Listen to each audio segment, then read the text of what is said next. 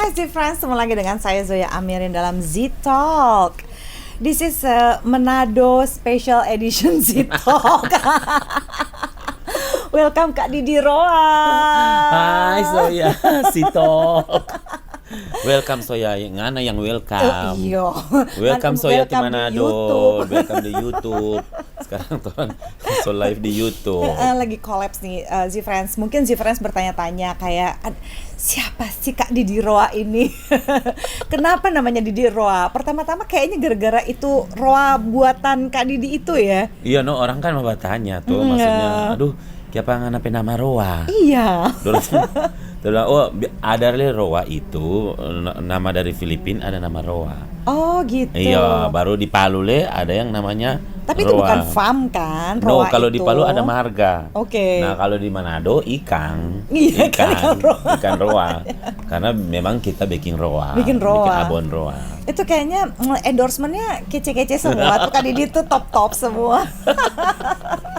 Paling banyak kalau kita sih banyak yang kemarin ambil apa namanya? Yang kalau buat reviewnya kita pay produk itu banyak ambil orang barat. Oh, Karena orang barat iya, paling jujur ternyata. review. Ya, Oh, ada gitu. iya. Kalau orang Indonesia kan masih pakai perasaan, apalagi orang Manado. Jangan katuk udah memasak akan.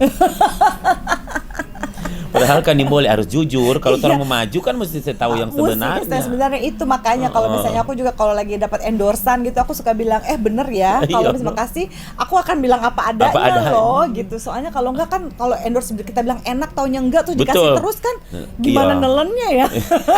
Susah mau makan. Betul. Kita kayak ada yang mau endorse, so ya pasti kita bilang lebih dulu. Sorry, kita tes dulu, kita rasa dulu, cicip dulu. Iya. Tapi kita belum mau bikin, usah transfer dulu doi, usah transfer uang dulu, karena takut karena rugi tuh kalau kita bilang nanti kita bilang orang ini kan yang namanya jual jasa, kita kan modal kepercayaan dari orang, betul. jadi otomatis orang mesti follower juga kan jadi ngikut, tapi ikut. jadi keren tuh, jadi kayak teman-teman aku sendiri gitu kalau misalnya aku lagi apalagi lagi promo sex toys gitu ya apa gitu ya, semua orang pasti bener Zoe kayak gitu, iya aku kasih tahu keribetan rasa apa lidang ini itu apa, kan. iya dong nggak mau rugi Rasa dong. dulu dong. Nanti bikin reviewnya honest gitu ya. Kalau ini enaknya begini, ini kayaknya agak kurang nih begini. Jadi orang kan percaya betul. gitu kalau mau membeli sesuatu. Terus mungkin Z-Friends bertanya-tanya ya, kenapa sih Kak Didi gitu ya? Karena gini, aku tahu Kak Didi dari Facebook waktu itu, Kak. Dari Facebook, terus aku ngelihat TikTok. Beberapa kali TikToknya Kak Didi aku repost. Bukan yang joget-joget ya. Tapi yang ngomong. Celoteh Kak Didi itu satu honest, brutally honest lebih tepatnya gitu ya, dan nggak pernah takut ngomongin mulai dari pejabat sampai teman-teman yang rese gitu ya, dan apapun gitu. Maksudnya aku pengen tahu Kak Didi apa sih yang bisa bikin Kak Didi sejujur itu? Maksudnya ya apa karena udah capek sama orang-orang atau aku bukan orang yang munafik. Okay. Bukan tipe orang yang munafik. Maksudnya yang to the point. Kalau memang if you don't like, okay, don't like. If you like, take it or leave it or whatever, itu terserah lo gitu kan. Maksudnya aku orang yang begitu. Kalau memang mau berteman, ayo berteman. Kalau nggak mau juga nggak apa-apa gitu. Makanya aku tuh bukan yang maksudnya menipu di dunia maya itu. Aku bikin sama dunia nyata sama dunia maya itu sama, karena orang kan justru biar nggak stres kayak gitu kan, menjadi diri sendiri kan lebih baik daripada menjadi orang lain. Kita yang harus berpura-pura demi konten yang terlihat fashionable, kaya raya, meva, pamer ya kan, pamer. Akunnya, dulu nggak ada begitu sih. Zaman tahun berapa ya, 98 internet masuk ya di Manado, nggak ada sih kita yang begitu rese begitu yang pamer inilah. Semua orang makin banyak punya komentar gitu ya terhadap orang lain. Maksudnya kalau kita kan merasa risih tuh, soalnya begitu mau pusing orang pe urusan, buat apa gitu, nggak dapat apa-apa. Dan maksudnya kalau kita just being honest, orang mau terima silakan, orang nggak mau terima juga silakan. Apa-apa ini kita begitu loh. Salah satu honesty-nya Kak Didi yang I think menurut aku tuh I'm highly appreciate ya kalau misalnya Zifrans masih ingat beberapa waktu lalu, masih ingat Ferdinand Paleka gitu ya yang melecehkan seorang transgender di daerah Bandung pada saat bulan puasa dan Covid dengan memberikan makanan gitu ya yang berbentuk sampah gitu dan batu dan apalah yang busuk-busuk gitu. Buat saya itu adalah kemarahan saya sebagai manusia karena kita tidak pernah pantas memperlakukan manusia lain hanya karena dia transgender gitu ya. Dan ada salah satu kontennya Kak Didi gitu yang waktu itu aku lihat, Kak Didi itu mewawancara beberapa orang yang sering dipanggil sebagai bencong gitu ya. Dan Kak Didi menginterview mereka yang bekerja di YouTube ada. Iya di YouTube-nya Kak Didi. Kamu bisa lihat YouTube-nya Kak Didi Roa. Dan di situ aku tuh langsung wow gitu ya. Di antara banyak sekali penghakiman, sorry ya gini, aku bukannya mau menghina orang Manado ya. Aku juga cukup lama tinggal di Manado, mamaku juga orang Manado, saudara-saudaraku semuanya tinggal di Manado. Jadi aku sebagian juga experience gitu ya. Budaya Manado ini tukang gosipnya kuat sekali. Ya, tapi baiknya juga baik banget gitu ya, maksudnya kayak ayo makan, kalau belum makan kayaknya mari gitu. Biasa itu tuh baik banget gitu ya. Tapi di satu sisi kalau orang Manado bilang Mbak Carlota, astaga, itu cepet zamannya kecepatan cahaya high speed gitu. Tapi kenapa Kak Didi mau mengangkat orang-orang ini dan membuat orang lain memanusiakan mereka terlepas dari gendernya Kak Didi? Itu sih sebenarnya yang pengen aku wawancara kali ini Kak Didi. Kalau gitu? Kemarin kita kasih masuk di YouTube maksudnya supaya inspire laki-laki. Laki-laki itu kan harus you have to work. Karena tuh laki-laki begitu. Karena tuh you have to work gitu. Banci aja kerja. Iya. Banci aja kerja, transgender aja kerja. Masa Ngana sebagai laki-laki nak kerja cuma bawa diam? Karena hidup ini kan apalagi laki-laki, kehormatan laki-laki itu adalah bekerja. Iya. Perempuan kehormatannya dia menjaga nama baiknya. Itulah perempuan. Itu kodrat sih kalau menurut kita. Jadi kita perlakukan orang tuh sama ya, ya. Mau dia siapa kek, yang penting dia manusia. Jadi kayak misalnya itu yang kemarin kita bikin konten itu, ada beberapa ya itu yang kita nggak anggap dorang tuh sebagai ada kelainan atau sebagai sesuatu yang berbeda. No, itu kita sama.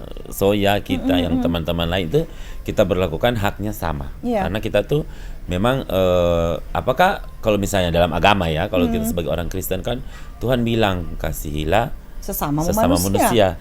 Dia tidak bilang manusia yang jenis mana. Exactly.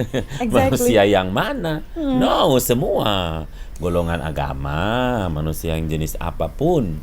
Begitu. Jadi dasarnya orang-orang tuh kayak luar biasa banget. Makanya pas aku ngelihat di situ, aku bilang wow ini luar biasa loh gitu. Itu melakukan sesuatu kan gini. Aku sih pekerjaanku memang begini, aku seksolog gitu. Pasti mungkin orang udah biasa melihat aku berbicara mengenai kesetaraan gender. Aku berbicara mengenai bahwa iya laki-laki perempuan harus bekerja untuk mendapatkan harga dirinya, dignified-nya dia, menjaga nama baiknya. Itu semua harus dilakukan oleh apapun gendernya. Tapi the thing is, Kak Didi ini nado.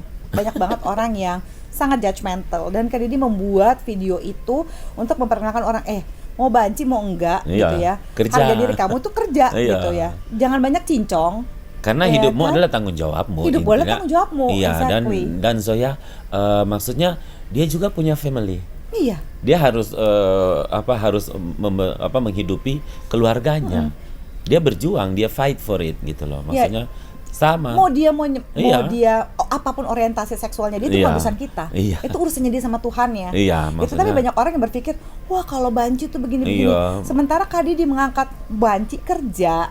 Iya dong, di salon juga kan dulu begini. Kayak orang sekarang laki-laki normal, malahan sekarang yang dulu orang Manado kan laki-laki yang normal itu yang straight, maksudnya hetero yang mencintai memang perempuan bukan. Nah, dorang kan orang Manado itu malu DP cowok mau kerja di salon soya. Tapi sekarang itu banyak yang orang Manado justru nggak apa-apa kok. Iya bekerja di salon DP cowok. Dia bawa gunting, dia bawa krimbat. Karena apa? Chef aja udah banyak yang cowok yang karena jago. didesak oleh kebutuhan. Karena kalau sudah berkeluarga, nggak mau gengsi leh. Hilang tuh budaya gengsi. Iya toh. Itu yang Kak Didi sering banget ngomong. Aku tuh sering denger banget ini ya. Pertama di Facebooknya Kak Didi itu tentang memang jadi kayak misalnya gini, aku ingat ada waktu itu ada orang yang komentarin Kak Didi lagi jual roa, Kak Didi bilang gini, loh gue jual roa karena gue mau jual roa dan nggak nyakitin orang. Terus ada yang komentar-komentar, ih ngapain laki-laki jual roa? Hah, emang kenapa kalau dijual roa? Aduh, aku tuh capek banget ya Zifran. Dulu aja kita jual koran di jalan, SMP baru Mambo, keliling begitu, SS begitu, cuek orangnya, aku tuh cuek, karena walaupun dengan kita latar belakang kekurangan, orang kan pasti bilang, banci begitu, kita nak pusing, kita nak peduli, I don't care selama ngana itu, nak korek kita pe kehidupan pribadi dan juga kita nak ganggu ngana pe ngana pe urusan juga kan, maksudnya kita nak koreng apa belanga dang istilahnya orang Manado begitu. So what gitu kan? Jadi kita membuktikan orang, saya maksudnya orang juga yang berkekurangan bisa begitu melakukan pekerjaan dan juga menjadi dampak buat orang lain. Aku sedih deh gini. Oh mungkin Zifran yang masih roaming tadi aku translate sedikit ya bahasa Manadonya. Jadi Kak Didi itu merasa bahwa gini, dulu kan sering orang dibully, yang sering menghakimi, membuli, banci lah apa segala macam. Tapi lama-lama Kak Didi nggak peduli gitu ya. Yang penting dia melakukan dan nggak merusak piring nasi orang lain gitu, nggak merusak harkat hidup orang lain gitu ya. Dia berjuang untuk dirinya sendiri, whatever is that. Dan aku sedih tadi pas Kak Didi bilang bahwa itu menjadi istilahnya banci itu adalah kekurangan. Kalau menurut aku sih itu bukan kekurangan, itu pilihan gitu. Aku tidak melihat bahwa orang yang normal itu hanya heteroseksual. Menurut aku apapun orientasi seksualnya, homoseksual, biseksual gitu, itu adalah pilihan manusia gitu ya. Jadi kita nggak berhak menghakimi orang lain gitu karena pilihan seksualnya dia, menurut aku. Terus ini juga Kak Didi, satu lagi yang aku kagum Kak Didi, apa yang bikin Kak Didi mau ngajak orang-orang untuk bersihin pantai? Bersihin pantai. Oh waktu itu ya. Oh my god, Kak Didi tuh bersihin pantai. Aku bilang gini, aku tuh I'm a scuba diver gitu ya. Salah satu hal yang paling bikin aku frustrasi adalah kalau diving di beberapa tempat di Manado. Tempat Manado tuh luar biasa banget underwaternya, tapi ada beberapa tempat yang udah makin dekat ke kota, kita tuh bawanya bersihin sampah di bawah laut. Jadi nggak bisa tenang diving gitu tuh, kita bersihin kayak harus segala rupa di bawah laut sana. Jadi segala macam sih friends. Kak Didi ya, mau dikatain banci kayak apa kayak gitu ya, he has a heart. Satu, kalau ada bencana dia duluan turun ke lapangan, ngumpulin duit-duit dari teman-temannya dan dikasih cash gitu ya, dikasih lihat cash. Meskipun orang-orang banyak nyinyir, ngapain mesti divideoin? Ya kan bukti ya, namanya juga duit. Nyinyir banget deh.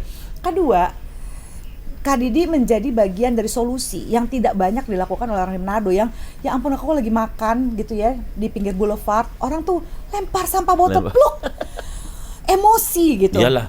Ya, meskipun aku nggak hidup dan besar di Manado gitu ya, tapi Manado it's part of my second home gitu. Itu sedih ngeliat orang kayak gitu. Kan maksudnya gini, we cannot change people anyway, ya pola pikir orang juga kita nggak bisa rubah, dan mie gitu kita nggak bisa merubah, tapi kita hanya bisa mengambil tindakan untuk memberikan mereka contoh bahwa sebenarnya itu tidak bagus buang sampah sembarang. Mau di laut mau di darat juga, itu memang tidak bagus. Itu perilaku yang harusnya kita itu orang Indonesia yang katanya beradab dan punya adab, budaya timur beradab dan beragama, agamanya tinggi loh Indonesia gitu kan. Harusnya agama itu diaplikasikan ke perilaku sehari-hari ya gitu. Jadi selama ini kita belajar agama ya, kurang manis apa, kurang bagus apa, coba kita dengar khotbah, kita dengar segala macam, tapi perilaku kita ternyata banyak menjadi munafik. Menjadi manusia-manusia yang munafik, menyimpang dari agama, ajaran agamanya itu sendiri malah. Nah inilah yang harusnya kita tuh berikan contoh bahwa kita bisa jadi lebih baik. Indonesia ini semua bisa jadi lebih baik dari diri kita sendiri dulu, memberikan mereka contoh. Tidak boleh buang sampah sembarang misalnya, atau di laut, apalagi yang Manado ini kan coastal area apa namanya, pinggiran laut ya, coastal area ya, area pinggiran laut. Jadi dia tidak boleh, apalagi orang banyak yang datang ke sini kan dari mancanegara, dari juga turis lokal itu kan datang lihat Bunaken yang terkenal ini di Manado, tapi sayang kalau lautnya jadi tempat sampah, jadi kotor. Dan beberapa juga teman-teman dari Eropa itu banyak yang begitu, maksudnya kasih komen yang tidak enak tentang orang pe laut. lautnya Iya. kita gitu kan. Padahal bagus Sayang banget. banget. Nah, itu kembali lagi ke masyarakatnya, perilaku masyarakatnya. Harusnya kalau memang kamu punya agama, masyarakat orang itu harus punya agama, dia pegang agama, dia harus berperilaku seperti manusia yang diajarkan di agamanya. Iya. Ya kan? Iya, menjaga Jangan orang jadi lain. manusia munafik. Kok mau sih Kak Didi mengerahkan orang loh waktu Iyalah, itu waktu itu kan Kak. kita Dan banyak yang ikutan loh. Ya, banyak ikut baru bersih-bersih pantai, kita bersih-bersih laut. Setidaknya dengan menjadi maksudnya YouTuber gitu kan, kita penggiat medsos, kita memberikan dampak yang bagus buat orang lain. Positive vibes ya namanya Iya, ya. Positive positive vibes yang vibes. istilah kerennya. Jadi kita memberikan contoh dulu dari diri kita bahwa sebenarnya itu kita harusnya begini nih gitu. Baru sama kayak kemarin waktu Manado juga bencana yang saya bilang tadi, itu sih semua dari hati. Iya. It's about your heart. Kalau you have a love gitu kan, maksudnya kalau lu masih punya kasih, you pasti akan peka dengan keadaan sekitar. You must look Nggak after. mungkin lah nggak concern Nah, sama kita sekitar ya. iya No matter kita what. concern ke maksudnya yang waktu juga pandemi, Manado masuk pandemi Covid itu tahun 2020 antara Maret itu hand sanitizer semua di Manado itu nggak ada Soya. Kalau lihat di YouTube ada aku bikin hand sanitizer aku jual 10.000, nggak ambil untung. Hasil dari hand sanitizer itu aku bantu untuk orang yang terdampak Covid. Mereka yang sudah tidak punya pekerjaan loh Soya. Di PHK, di apa semua gitu kan. Can you imagine waktu pas masuk Covid itu ada orang bapak-bapak aku ke sana terus dia cuma bilang apa? Di kita cuma makan gedi seharian. Jadi itu sayur, friends. Ya Sayur ampun, jadi Gedi. di kita tuh Siang. cuman bertahan hidup makan sayur gitu. Karena sudah di PHK mau dapat pernah. Covid itu kan waktu itu memang dia menyerang perekonomian betul-betul orang-orang Iya, susah menjadi habis. susah habis. Orang apalagi kalau cuman dia buruh bangunan Soya. Kalau lihat Nggak di bisa, Instagram, Kak. di feed kan Instagram saya lihat kan, memang ada sebagian orang yang kita sih waktu itu, nah orang lihat juga kan awal mula itu kita sering bantu karena kita bekerja, jadi Iya. orang lihat, oh dia bikin sanitizer, akhirnya orang tergerak untuk bantu. Bahwa aku tuh bukan cuma juga seenaknya minta-minta sama orang. Iya, aku lihat. And I never done that gitu loh. Maksudnya karena aku orangnya yang tipikal orang yang gengsi juga untuk begini sama orang gitu kan, adalah lebih baik tangan di atas daripada tangan di bawah gitu prinsipnya kan. Dan kemarin sih lumayan ya Soya, banyak yang waktu itu terkumpul banyak yang waktu pandemi hasil jualan hand sanitizer diberikan ke orang-orang yang kurang mampu gitu, banyak hampir dana tuh hampir 500 jutaan terkumpul. God. Dan aku jalan tuh selama 3 bulan Oh, dari rumah ke rumah. Kalau saya lihat ada tapi untung dengan protokol kesehatan ya Kak, ya, jangan sampai kena COVID tetap ya Kak. ya. Puji ampun. Tuhan sampai sekarang itu Tuhan ya jaga. Tuhan jaga karena niat baiknya Iya. kita kan. Nah jadi pas itu banyak yang di daerah-daerah Taas, Perkamil, di daerah Wonasa itu banyak oma-oma yang lansia, apalagi baru ada satu kita yang tertarik tuh, ada oma itu kita bikin sampai di YouTube. Oma itu sendiri, anak-anaknya juga orang susah, tapi dia bekerjanya tahu nggak apa, buruh cuci baju. And then pandemi di PHK. Pas Kasihan. datang dia langsung peluk. Aku tuh sedih sekali tuh. Aduh Oma, jangan say thanks to God lah gitulah, maksudnya kita cuman perantara juga nggak ada lah. Oma kasihan. Bilang di kita tetangga cuma yang swadaya. Kasih beras. Maksudnya ya begitulah, sedih Soya tuh kalau Iya. Tapi lihat tadi orang begitu. honestly, dari mana sih cinta ini datang? Aku percaya ya, kita tuh mencintai orang lain sebagaimana kita dicintai, gitu ya. Orang mau ngata-ngatain Kak Didi tuh banci lah, apalah bencong lah. Buat aku tuh gitu loh. Mereka tuh nggak tahu gitu siapa Kak Didi gitu ya. Dari mana sih Kak Didi dapat cinta sebesar ini untuk bisa melakukan ini buat orang lain? Nggak mungkin dong kalau belum pernah patah hati, nggak mungkin dong kalau belum pernah merasakan cinta gitu ya. Dari mana sih dapat kekuatan ini Kak Didi? Yang pasti yang dipraktekkan adalah apa yang kita belajar di agama, no? Iya. Itu ya orang-orang Kristen ya diajarkan kasih. Jangan kasih hilang itu kasih itu jangan dihilangin. Kasih itu harus ada. Apapun sesuksesnya torang, seberhasilnya apa yang bisa ngana ciptakan, tapi kalau sunyak ada kasih hidup tuh hambar. Bener gak sih, sama dengan sayur tanpa garam. Iya. Jadinya ngana tuh zombie, nggak ada perasaan. Kasih itu tetap bisa dipraktekkan nggak, terutama pada saat patah hati. Patah Kak hati, Didi? betul. Nah, kita memang mengalami banyak patah hati juga.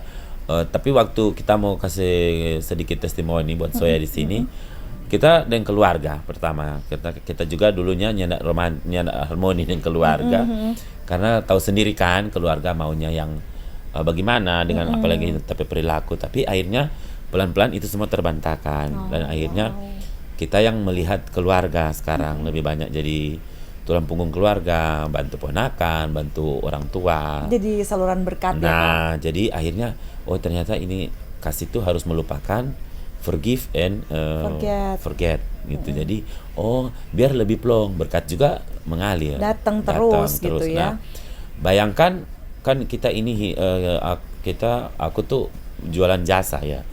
Nge-MC selain juga jualan roa, abon roa, apa segala macam. Pokoknya apa yang Kayak menghasilkan, banyak sekali dia pekerjaannya kan dia. menghasilkan duit, bikin Soya. Maksudnya karena kan banyak kebutuhan, toh. Iya, kebutuhan hari-hari itu yang paling penting. Ke pasar, mau beli belanja apa semua. Kan kalau misalnya kita udah ada beras di rumah, pasti kan harus cari lauk juga. Apa tinggal memikirin, DP lauk pauk apa begitu. Dan jadi kayak ini. Nah ini tadi SMS mami dang tuh beli nasi goreng, itu mesti cari nasi goreng habis. Jadi berpikir bahwa hidup ini dimulai egois. Ternyata hidup ini tidak boleh egois, dan ternyata hidup ini ada orang lain juga. Jangan cuman oke, orang lihat sampai keluarga kita. Kalau kita saya cukup buat keluarga ada. Nah, kita lihat yang mana yang buat orang bisa bantu.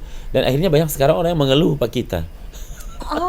Banyak orang DM, boleh bantu ini, boleh bantu. Aduh, kita juga terbatas. Iya, tapi aku luar biasa ya, sebenarnya gitu. Orang berpikir bahwa untuk ngebantu orang lain kita mesti kaya raya. Ini adalah salah satu contoh. Untuk membantu orang lain pertama perlu hati. Intinya hati dan tindakan. Hati dan tindakan gitu ya. Kalau kita misalnya kita punya niatan baik, kita bisa cari jalan untuk membantu orang lain di saat kita juga nggak jadi berkekurangan gitu di saat yang sama. Justru orang lihat di rumah, aduh DP rumah. Kita bilang kita justru berkekurangan juga, maksudnya ya rumah juga bukan rumah mewah begitu ya. Rumah biasa, biasa. Jadi orang tua DP rumah. Cuman karena memang terbiasa dari dulu, nggak pernah hidup selfish. Maksudnya ya sekarang you earn a lot. Kalau misalnya Ngana bisa hasilkan lebih, you have to give a lot juga. I like that. Iya kan, maksudnya if you get a lot, enough for you, give the rest to people gitu lah, to others gitu kan. Maksudnya supaya kalau aku tuh memberi adalah kebahagiaan. Kalau kita moto hidup memberi adalah kebahagiaan. Pertanyaan terakhir Kak Didi, masih percaya sama cinta sejati nggak? True love, kalau untuk saat ini dengan melihat latar belakang, mungkin orang Indonesia itu dia jarang ada ya Soya ya, yang menerima latar belakang dan masa lalu orang. Nah itu susahnya. Kalau bilang cinta sejati, semua ada cinta sejati. Mungkin sama orang tua itu cinta paling dalam, sama kakak beradik, apalagi sama orang sekitar kita gitu loh. Jadi, nah itu nggak usah takut kekurangan. Iya, kekurangan. Jadi I share itu love aku tuh yang begitu. Jadi buat tetangga-tetangga gitu, kan enak berbagi sama orang. Bahagia melihat orang lain tertawa, senyum, bahagia. Exactly. Dan ini pembelajaran berharganya Z-Friends gitu ya. Ini juga alasan kenapa aku mau wawancara Kak Didi gitu. Aku mau menunjukkan pada Z-Friends bahwa satu ya, niatan baik itu ya tidak selalu membuat hasil akhirnya juga baik. Kalau kita punya niatan baik terhadap seseorang, coba dipikirkan juga hasil akhirnya gitu ya. Jadi tetap considerate sama pikiran orang lain. Itu penting sekali. Dan cinta itu bisa datang dari mana aja dan kapan aja gitu. Jadi kalau kita selalu berpikir bahwa wah hidup saya penuh kekurangan, saya nggak bisa menjalin ini itu, Nggak bisa maju, capek. nggak bisa maju, Karena gitu tuh stuck di situ. gitu ya. Nah cinta yang sesungguhnya itu adalah cinta pada diri sendiri. Kak Didi tahu waktunya kapan bisa menolong orang lain, kapan bisa menolak atau mengatakan tidak pada orang lain. Nah bagi kamu gitu ya, kita tidak akan mungkin bisa menjalin relationship yang sehat, baik itu romantis, orang tua, teman-teman atau apapun itu, jika kita tidak sanggup mencintai diri kita sendiri. Dan semoga pembelajaran dari Z-Talk bersama dengan Kak Didi Roa kali ini akan membantu kamu semua Z-Friends untuk belajar mencintai diri dan melakukan sesuatu menjadi contoh, apapun gendernya, apapun orientasi seksualnya, jangan menghalangi kita untuk melakukan kebaikan dan berbagi cinta. Thank you Z-Friends. Thank you Kak Zoya. Didi. Thank you. Bye. Bye.